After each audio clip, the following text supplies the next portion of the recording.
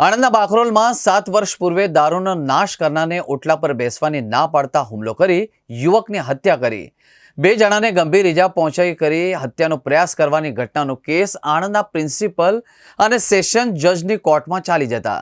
નામદાર કોર્ટે 12 આરોપીઓને હત્યાના પ્રયાસના ગુનામાં 10 વર્ષની કેદની સજા અને 8 આરોપીઓને નિર્દોષ ઠરાવી છોડી મૂકવાનો ચુકાદો આપ્યો હતો। બાકરોલ ગામમાં રહેતા અફઝલ બચુમિયા મલેક પોતાના ઘરે રોજા ઇફતારી કરી રહ્યા હતા ત્યારે મકસૂદ ઉર્ફે રાજા કાલુખાન પઠાણ અફઝલના ઘરના ઓટલા પર બેસવા જતા।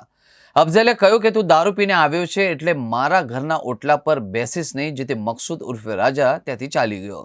અને ત્યારબાદ તેના કાકા ઇબાદ ખાન સહિતનું ટોળું લઈ આવ્યો।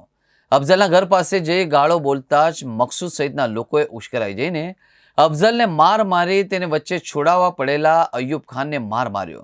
તેમજ અફઝલને લાકડીઓ અને પાઇપો વડે માર મારી અને અન્ય લોકોએ પથ્થરમારો કરીને ઘરોને પણ નુકસાન કર્યું હતું, જેમાં ગંભીરપણે ઘવાયેલા અફઝલને હોસ્પિટલમાં લઈ જતા તેઓને મૃત જાહેર કરવામાં આવ્યા હતા। જે અંગે વલ્લભ વિદ્યાનગર પોલીસે ઇબાદત ખાન, પરબત ખાન સહિત 20 આરોપીઓ વિરુદ્ધ ગુનો દાખલ કર્યો હતો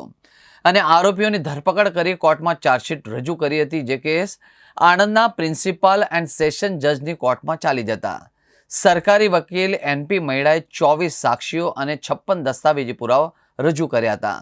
સુનાવણીના અંતે વિદ્વાન જજ એસએલ ઠક્કરે 12 આરોપીઓને હત્યાના પ્રયાસના ગુનામાં તકસીરવાર ઠેરવીને 10 વર્ષની કેદની સજા તેમજ અલગ અલગ કલમો હેઠળ જુદી જુદી સજા અને દંડ ફટકારવામાં આવ્યો હતો।